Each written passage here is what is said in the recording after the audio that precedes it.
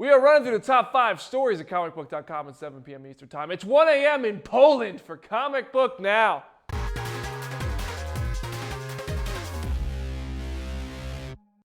What's up, Comic Book Nation, and welcome to all of our people from Poland. I don't know what the nationality there is. Poland. Poland Polish people? Polish. Welcome to all of our Polish fans. They get the shout out today. What's the nationality in Poland? Look, you don't want to be wrong with that sort of thing. I'm your host, Brandon Davis. Please call me BD, joined by my ever so cultured and knows what you are, Lucas Stiegel. I'm going to say hola back to Laura. What's Hola. up? How do you say Hola, hello in Laura. Polish? Exactly. Let's get to the Hello news. in Polish. First up, it's the Walking Dead season. We are not going to escape the zombies here on Comic Book Now. The AMC series has posted its ratings and its mid-season 7 premiere, one of the season's best episodes, if you ask me, and now you know whether you did or not, had 12 million viewers on Sunday night, making it the third most-watched episode of the season. In the key 18 to 49 demographic, The Walking Dead earned a 5.7 rating. This is the first time the show has increased its ratings from mid-season finale to mid-season premiere since season 4. And given the fact that it was an all-around great episode and well-received by critics, the numbers might hold strong, and the conversations about worrying about the show's fate might begin to fade. While on the subject, though, The Walking Dead issue number 164 hit comic book store shelves today. And I'm not going to spoil anything here, but if you want to talk about what happened, and you should want to talk about what happened because it was great, hit comicbook.com/TheWalkingDead or send me your thoughts on Twitter because I have a lot to say. Guardians of the Galaxy Volume 2 continues to hold the spot in our top stories every day as news trickles out for the movie set for release in May. This time around, director James Gunn has revealed the primary story of the film. I think the primary story is really about learning the thing that we think we want, that we're going to get outside of ourselves and outside of these relationships that we have, has been there all along, Gunn said in the Marvel Phase 3 special features included on the Doctor Strange home release. He added that the film overall has been just an absolute pure joy, and I think I'm speaking for most of us when I say we get the same absolute pure joy from just watching the trailers with Baby Groot running around in Ravager garb. Nobody's going to argue with me. Don't do it. Kong Skull Island. It's a movie I've been telling you all week in and week out that I'm extremely excited for. Now, there's even more reason to be excited because of we knew this movie would be connected to the Godzilla universe in one way or another, as we're going to have Godzilla versus King Kong in the coming years on the big screen, but we might get our tease in post-credits form. Calvin Chavez of Splash Report took to Twitter to share his excitement, saying, "Kong fans, make sure your butts stay on your seats for an awesome after-credits scene from #Kong Skull Island. It will not disappoint." The immediate suspicion is that this post-credit scene will connect Kong to Godzilla. So maybe Mothra will walk in onto the island and say, hey, Kong, we're putting together the Godzilla Initiative. The same Splash Report site continues to make waves, but this time with news on the upcoming Black Lightning TV series based on the DC Comics character Get Excited. The site says the show will revolve around Jefferson Pierce, a 40-year-old high school principal who hasn't used his superpowers in over a decade. That fact changes when he needs to save his 2 daughters that have been kidnapped by the 100 Street Gang, a group that's currently at war with the LAPD. Pierce puts on the Black Lightning mantle once more in his fight against the 100. The same report says this series will tackle many problems which factor into today's real world, including corruption and racism. Still no word on when to expect this show just yet, as it is only in the pilot stages. It hasn't been ordered to series just yet. Rounding out our top 5 today is another one for DC fans. Jason Momoa recently talked about how he is going to make Aquaman cool. Well, I think that's really effing hard, Momoa said, and he said the F word the hard way, because I'm getting made fun of a little bit. First of all, I don't know who has the Gorilla Grodd-sized balls to make fun of Jason Momoa. I don't know if you've ever seen this guy in person or on Game of Thrones. The actor is gigantic, but he's also hyped for this role. The cool thing about Aquaman is how it taps into the native culture, and that's something that we're only taught a little bit about, so there's a lot of interesting things. Of course, Momoa's Aquaman looks to be a bit darker and tougher than the Arthur Curry we've come to know, or specifically the one that Vinny Chase got to know on Entourage, because look at that costume, there's nothing tough about that. But he was the first live-action Aquaman. I still want to see that James Cameron, Vinny Chase Aquaman movie. I think we all do. No, we do not all want to see that movie. Vinny Chase, the original Aquaman. We only got the one. We only got the pier scene. Yes. Excuse me. Thankfully. Still need to see it. Ari Gold needs to wrangle up the studio and get that happening. Anyway, Aquaman, DC Comics, lots of cool stuff. But we do have, that was a great segue, I thought. because we're talking about Green Arrow, because at ComicBook.com, we here like to put together a little video called Cheat Sheet, as narrated by Chris Killian. And this week, we're focusing on Green Arrow. If you want us to do a cheat sheet about a character you don't know enough about, or you want to know more about, let us know. We do DC characters, Marvel characters, WWE superstars. We could do King Kong and Godzilla. Let us know. But today, it's Green Arrow.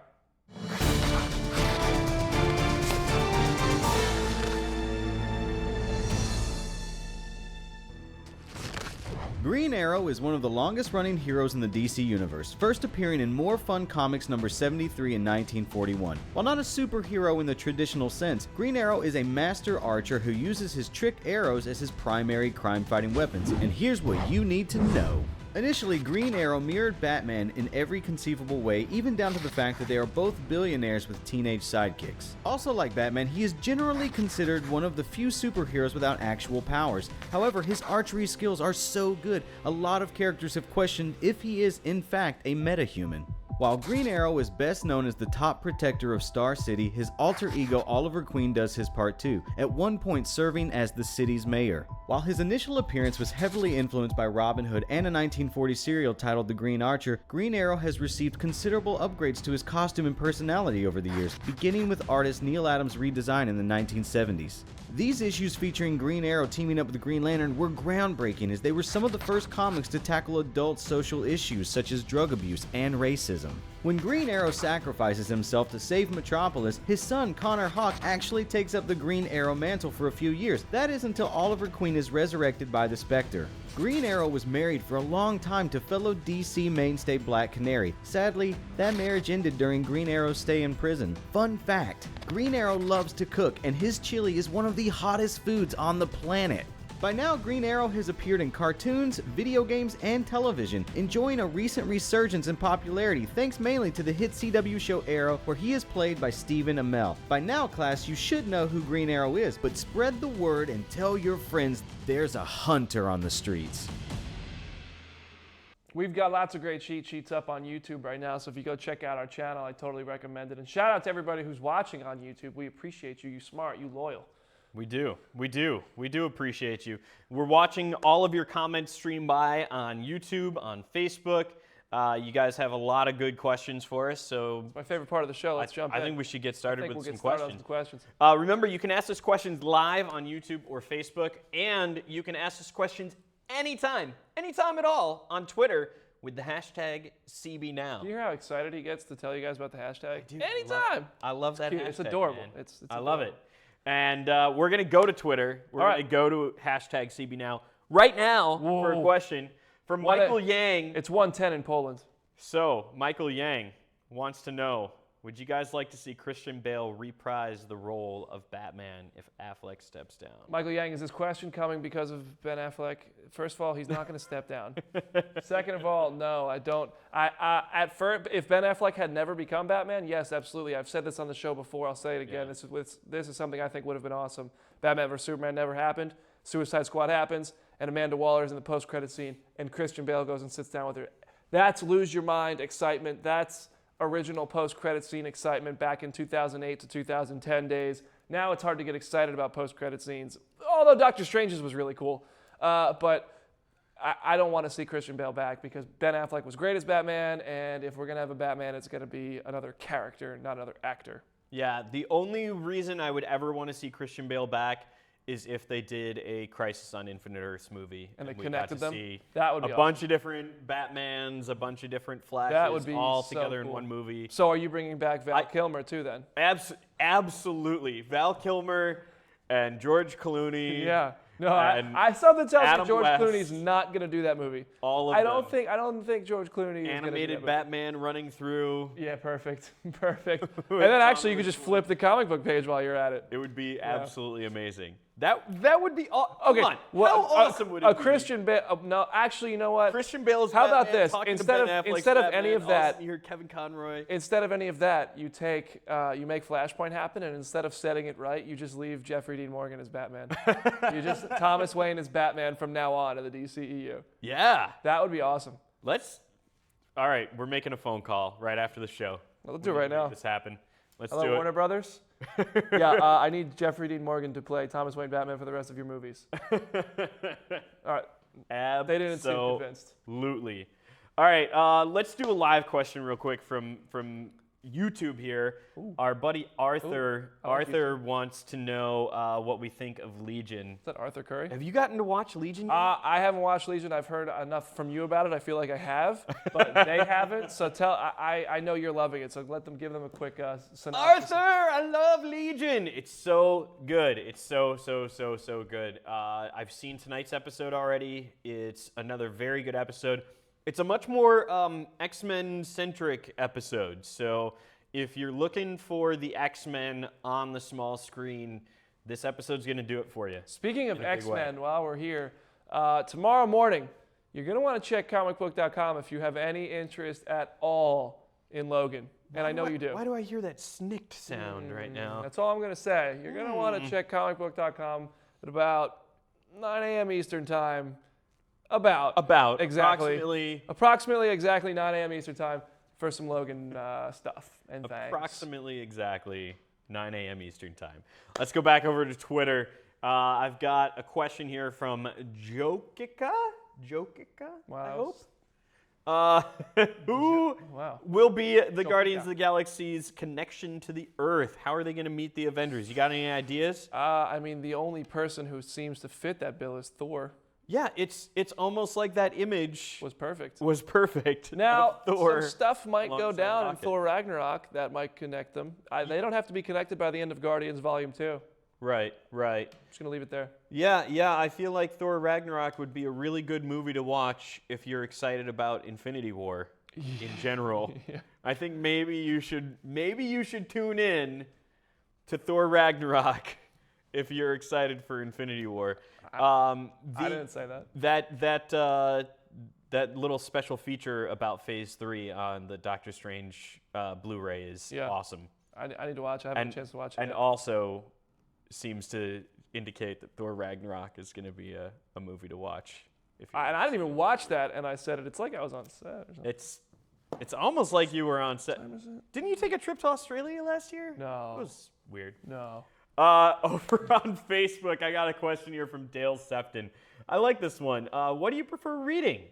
The big old thick trade paperbacks and hardcovers, or the weekly Well, this issues? depends. It depends on, I mean, like, I enjoy weekly issues, but usually if I read a story, it's just a story I'm interested in going back and read because I've heard about it or something along those lines, which is a totally different experience as when you're reading it on a weekly basis or, like in The Walking Dead's case, a monthly basis, or just for me, it gets a little frustrating sometimes when you're reading it on a weekly basis, especially with Marvel and DC and the way they do so many tie-ins. Right. It's just like, give me one story. I can pick up a trade paperback. I can read the whole thing in one sitting if I want to, or I can make it last as many days as I want to. I don't have to wait for your release schedule to understand this entire story.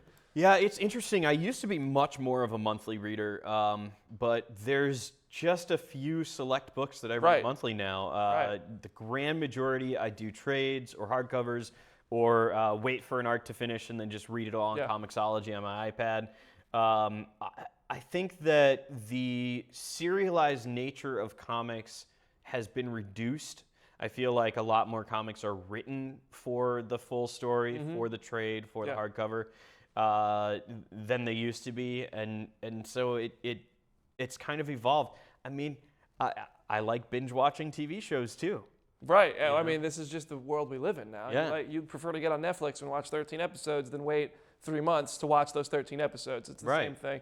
It's just a different experience. I think I prefer the trade paperbacks, the full story in one sitting. Yeah, me too. What do you think, Dale? What do you guys think? Let us know whether you read your comics monthly or in trade. I like that.